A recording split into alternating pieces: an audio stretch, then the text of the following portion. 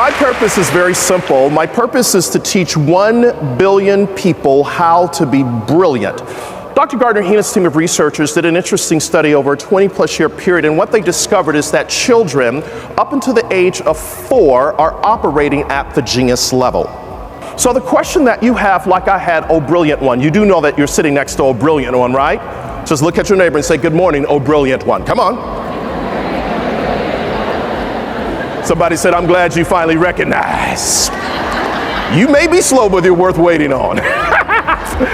So the question you have, like I had, is where did this genius or brilliance go? It didn't go anywhere, but it became buried by a society that says color within the line, sit down, give it back, you can't do this. And the more a person continues to hear what they can't do, where they can't go, and who they can't become, there's a neurological path that is created in the brain that causes individuals to shut down.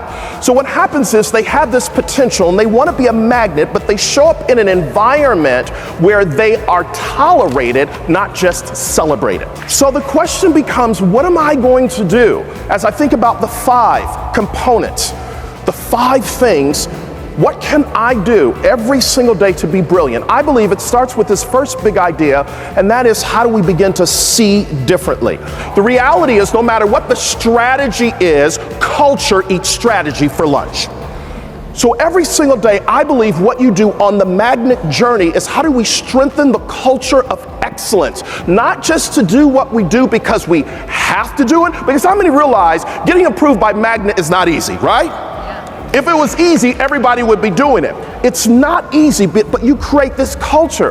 The other interesting thing that's keeping them awake at night, CEOs, is this whole thing of leadership bandwidth. How do we ensure we have men and women who lead us into the future, not just where we are right now? And then how do we think about our workforce capability?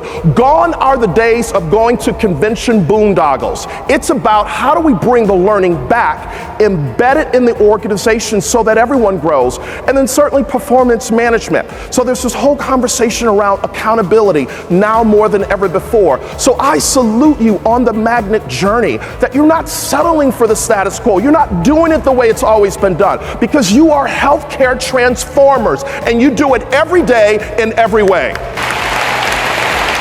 I had an opportunity to interview one of your peers that's sitting in the room this morning. She said, Simon, magnet is not just something you do, it's something you become. And I said, tell me more. And she said, when you become a part of Magnet, you understand that a paycheck is given to people who show up, but opportunities to excel are given to people who work beyond what they're paid to do.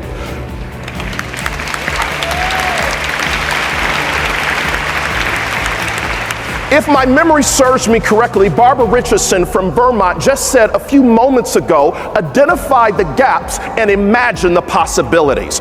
All of you have the ability to say, no longer will we settle for deja vu. Deja vu is been there, done that. But as transformational healthcare professionals who understand that you have everything you need to succeed in you, if we are going to transform healthcare, how do we begin to Vuja day?